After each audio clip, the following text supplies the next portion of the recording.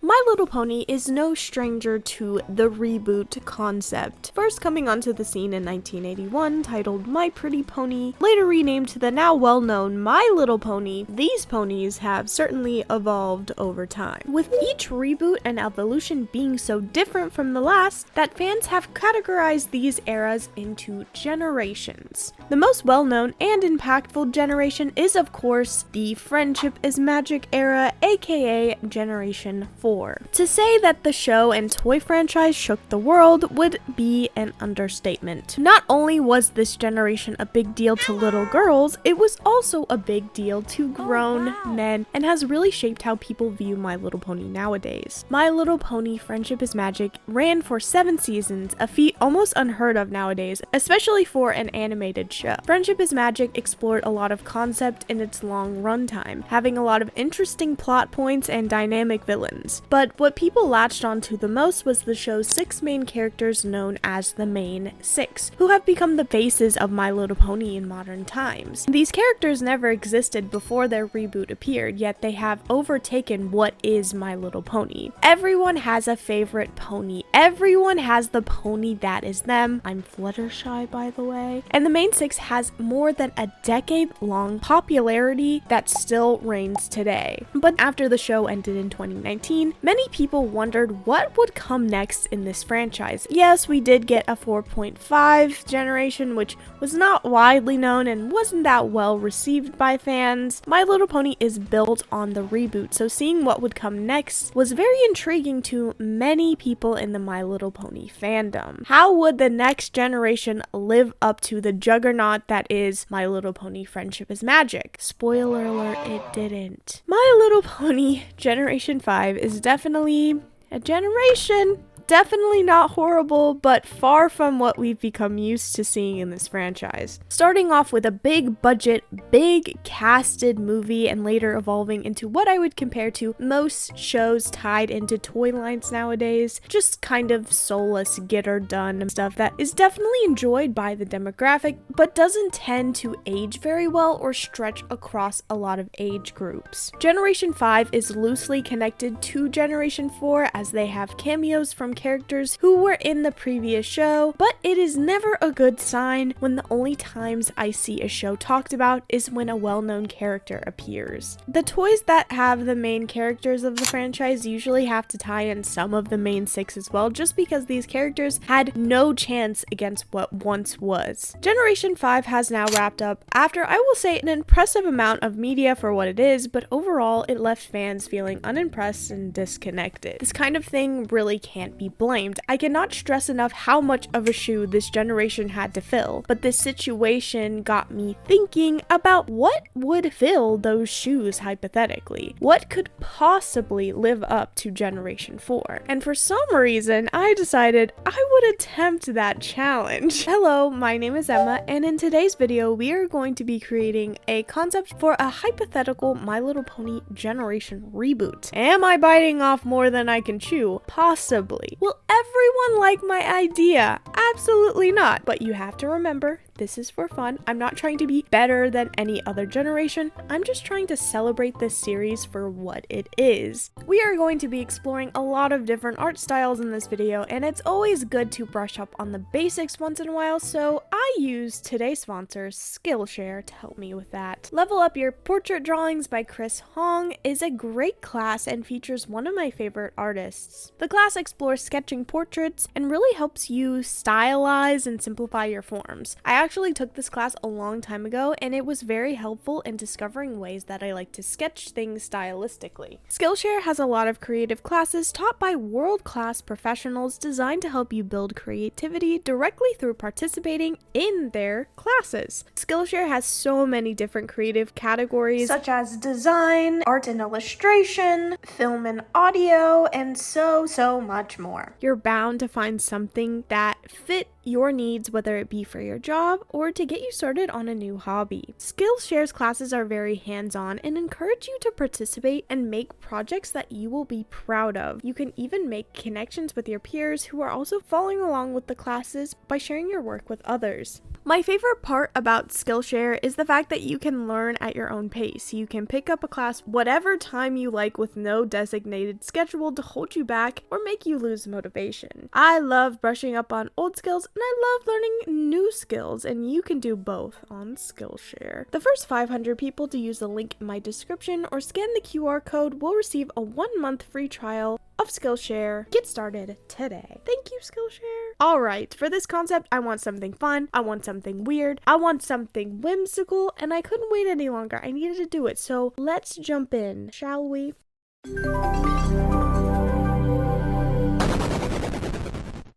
The first thing I decided to do to kind of encapsulate my idea, my very rough idea by the way, is to make a logo, which I'm not very good at. It made me really analyze all the My Little Pony logos throughout the years, and My Little Pony Friendship is Magic is literally perfect. It incorporates every single generation before it somehow in a perfect amalgamation, and it kind of made me upset because I will never be that genius. As I do this logo, I would like to explain some of the ideas I have for this universe, a little intro if you will. I want this concept to be a celebration of all My Little Pony before and after, bringing in more niche characters and characters that haven't been in the spotlight for a long time. I contemplated back and forth making a completely new quote-unquote main six if you will, with a brand new style and brand new characters, but I felt that it would be way more fulfilling and nostalgic if I brought back an older art style. Unfortunately, I couldn't really pinpoint what art style that would be, and as you will see, I never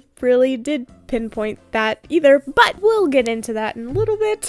My Little Pony Generations will bring together many ponies of many time periods in what I would describe as a void, a limbo if you will. I'm picturing a Nightmare Before Christmas tree door situation, but instead of tree, a carousel of generations, the spinning carousel having doors to each respective universe. Once the ponies get to this in-between place, they are essentially stuck and no one has figured out how to get out. So they create this mismatched community of a lot of different ponies, and I wanted this mismatched community idea to really come through because when I was a kid, I had a lot of ponies of all generations and they would all intermingle and go on crazy adventures. You know what I'm saying? And I think a lot of kids had the same experience where you didn't have one type of My Little Pony. There's a lot of exploration in different universes intertwining in media, and I think one of the most popular animated ones is of course Spider-Verse, and I think My Little Pony would be a perfect candidate for a Spider-Verse-esque concept. I'd say my idea is Spider-Verse mixed with Toy Story, and that's the best explanation I got. For the toys, because My Little Pony is first and foremost a toy franchise, I could see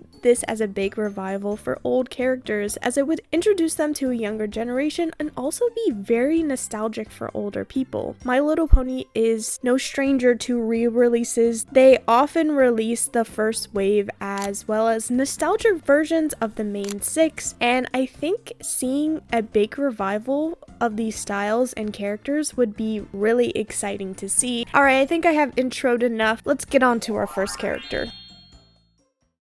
Tula is a character introduced in My Little Pony Generation 3, but given more of a main character spot in Generation 3.5, which is my favorite besides Generation 4, of course. It's the one that I connected to the most as a child. I love the art style. I think it's a great interpretation of the ponies. I enjoy it a lot. Now, did I watch every generation of My Little Pony for this video? No, because I genuinely don't get that much out of the old media because I didn't really watch it as a child, and in my opinion, it just doesn't really speak to me as an adult. I know a lot of people love these movies, and I don't blame you. I love some weird stuff too. Fred 3 Camp Fred is one of my favorite movies, but it's definitely not good. Camp on a pee-pee is the greatest summer camp in the world. bronies during the MLP FIM era really ragged on these movies because they were so quote-unquote dumbed down. And Generation 3 is just too awful and too tragic. But come on, they're movies made for children. Get over yourself. You're 27 years old. Sorry that this cartoon for little girls doesn't appeal to you, Jeremy. But I think it works out because I didn't want this concept to be completely reliant on fans and having to know every piece of pony history to really get anything out of it. I kind of want it to be a nice balance of both, where you have a lot of references that people might recognize, but it's not required for you to know all this information in order to enjoy it. Tula is an artistic pony, and she is kind of ditzy from what I got from the character wiki page on her. Tula, in what I would call the void for now, becomes a leader in the situation. She is someone who has taken initiative to help the ponies work through this weird, wacky in-between. She is often a word of wisdom, a word of reason, and she hosts a group therapy circle with all the other ponies to work through their predicament. Now, in this state, the ponies become aware of their generations and they become aware of all the other generations, so they have chronicled all the events that have happened so far across the whole board. And some have a hard time coming to grips with what has become of their identities in this franchise and how they are perceived by the world. Very Barbie movie. I definitely want to go in that territory also. It was very fun to recreate this art style, and I wanted this to also look like an old animation cell, so I duplicated the line art layer to give a raised effect. I really like this. She's very cute and she was one of my favorite ponies as a kid, so I had to include her. Minty is an interesting character in My Little Pony, and what I'm about to say might be incorrect, but I think she might be one of the longest surviving iconic characters in My Little Pony history. She had a very different appearance in the 1981 release, but she is one of the very first core ponies, not appearing in Generation 2, but after having a very iconic role in Generation 3. Generation 3.5 had toy releases, Generation 4 she had a brief cameo in the show, and surprisingly Generation 5 having a cameo in the movie, and weirdly toy releases with the other main ponies in that series, and Twilight Sparkle. I don't know what they were doing this generation. She hasn't had a character archetype since Generation 3, but as toys go, she has been present throughout the whole duration of My Little Pony's life. So I saw her as a perfect candidate to a main character. And Minty's generation is going to be unclear because she will represent the future. Minty is really going to shake up the other ponies because she doesn't have a clear place that she came from. The art style I chose for her is very sketchy, very rough, because I want this to convey a new concept and I want her to be very malleable. All of the characters around her are very set in their ways and she is very open to change. Her art style will change over the course of the story because Minty will be the final puzzle piece as to where these ponies in this limbo are supposed to go. I also tried to make her look very baby because she's very babyish. Minty is extremely optimistic and she opened the possibility to exploring different worlds. The ponies get to discussing what they would like to see in a new universe, and Minty allows them to actually explore this. I think the ponies will come up with different ideas, different art styles, different vibes, and they will be transported into these different worlds as if they were real, having to vote amongst each other as to what this new universe will actually look like. I think this also opens the door to a lot of merchandise. Think about it. You could have different sets depending on the universe, different art styles. I think it could be really cool. I'm not completely sold on Minty's art style yet, but I think it does have potential. I do want it to be a little more unique. I feel like it looks a little too close to how Friendship is Magic looks, but that's okay. It's just a concept for now. It's just a concept for now. Like, it's going to be a real canon pony. Okay, Emma, what are you talking about? Next.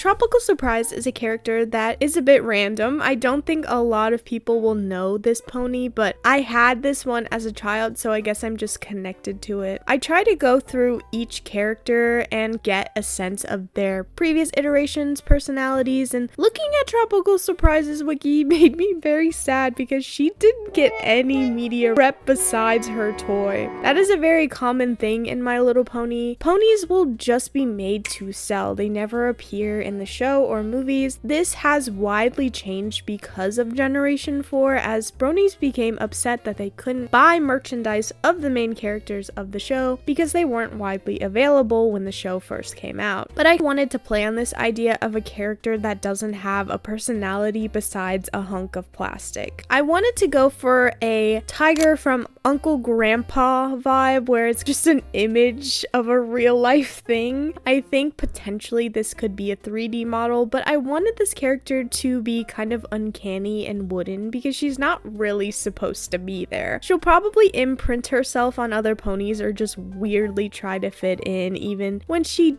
doesn't, and I wanted her to look really creepy and off-putting. This character could be interchanged with any pony that didn't have a media presence, but I want her to represent that aspect in My Little Pony because I want them to be able to make fun of themselves. I think that's really fun when media does that. Now, I'm not the biggest fan of meta humor, though I do understand that this is an extremely meta concept, so I guess I'm just gonna have to get over that for now.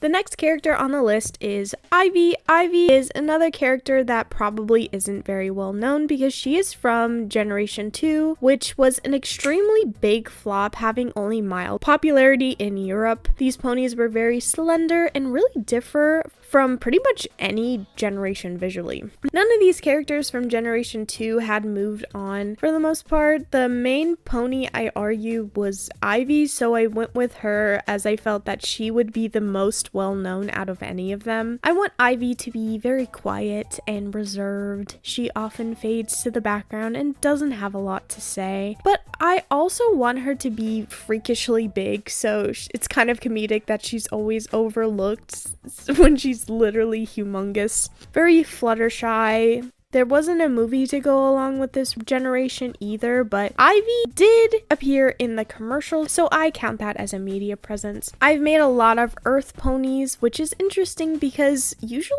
I don't find them very interesting after Generation 4. My Little Pony was so focused on just normal Earth ponies beforehand. There was barely any unicorns or Pegasi, and in my opinion, Generation 4 tainted Earth ponies because they made them look so lame. Who wants to be an Earth pony when there's teleporting unicorns, flying Pegasi, and freaking alicorn princesses? Are you kidding me? Alicorns have powers of Earth ponies, Pegasi, and unicorns, but what do you think takes up most of that power? Genuinely, what is their Earth pony power? Farming? Walking? I don't know. I don't have anything against Earth ponies. I'm just saying they made them look so uncool. I'm just gonna do the harvest for you. Y'all can't do the harvest. Y'all don't have Earth pony sensibilities. It'll be easy. Just no, Twilight, I can do it by myself. Oh, you bitch. I wanted to get rid of that feeling. I want these characters to be more on a level playing field. The next character is kind of a joke character, but I had to include it because it just falls in line with that hobbling together a bunch of things to play with as a child. I think most kids had some kind of dollar store pony bootleg that stood with their other ponies. I had one that lit up when you pressed its cutie mark, and honestly, peak design. Generation 4 had a lot of iconic bootlegs, so I went with a style similar to that. The most memorable ones were, in my opinion, the Alicorn main 6 that were weirdly spot on and pretty good quality, and also these weird, sad My Little Ponies that were always in agony. I don't know. I wanted this character to look awful, and I think I succeeded because I hate this design so much. The color scheme is atrocious. ferocious. A lot of the time bootlegs just combine characters together, so you'll have a rarity with an Applejack cutie mark, or their names will be labeled incorrectly, and I wanted to hone in on that feeling. So I gave her rainbow dash hair, a twilight tail. Of course she had to be an alicorn because why not? I also had to include that uncanny stare and weird makeup that they have for some reason. This is pretty much the only original character in the whole lineup. Maybe some of you will find that lazy, but I just like working with what the media already gives me. I didn't know what her name would be, so I just went with one of my favorite Maya Winky clips. Aw, My Little Pony. Who's your favorite pony, Drac? Oh, you know, Sparkle Dash, Pumpkin Ass. They are all so cute. Aww. But honestly, I think Sparkle Dash is so fitting. Did I cook? I see this character as being very hated by the other ponies because she's just not one of them, and she definitely has a very Mary Sue-ish personality, which I think is just perfect. She's so gross. I don't like her. Butterscotch is like Minty, one of the oldest My Little Ponies. She did have a revival in Generation 3, but I don't think she had a big media presence like Minty at all. She had a similar redesign where she went from a loose concept to a more candy theme, but of course I went with the original design as I think it's pretty well known. Butterscotch's character will be very calm, a very wise pony. She is all-knowing, she's been around the longest, and she's just a chill girl. Out of any of these ponies, she really goes with the flow and takes advantage of this life that they all lead now. She's kind of an outsider. Ponies steer away from her because she's strange and nonsensical most of the time. She's like weird Barbie. Generation 1 style is pretty hard to capture, and in researching, I did find out that there's this one comic that explored this kind of concept with the main 6 called Generations. Of course, I unknowingly stole the name. Lovely. Where the two intermingle with each other. I think that's really cool, and I think it just further proves my point that a concept like this would be perfect for My Little Pony because you can literally unite fans of every generation. I think Butterscotch might be my favorite character. I just love monochromatic color schemes. What can I say? Alright, we're on to our last character, and this character is probably another really well-known one to the older generation of fans, and that is Twilight. No, not Twilight Sparkle, the original Twilight. When Lauren Foss, the creator of Friendship is Magic, created this concept, she was thinking about what she used to do when she played with her ponies as a kid, and she based all of their designs off of ponies she had as a kid. So the main 6 had a very different look previously, before they got their final designs, and originally Twilight was supposed to be Twilight Sparkle. Twilight was the main character in one of the movies called Rescue at Midnight Castle, back when there was humans in the My Little Pony universe. I don't like that. Is that controversial? Twilight is very jaded. She has identity issues, and she is tired of getting mistaken as Twilight Sparkle. These ponies have been there for so long, so their personalities have greatly shifted from their previous universes because their situation has greatly shifted. So I do think that they will have references, bits and pieces to their old selves, but of course this is moving in a new direction, so their characters will be different personality-wise. I don't think Twilight can ever be used again as a character because of Twilight Sparkle. There would just be too much confusion between them, which is so interesting. So I think having a character that has identity issues because of that is kind of funny. It would be crazy if they kept the old designs. What if Twilight became literally an all-seeing god by the end of Friendship is Magic? Crazy.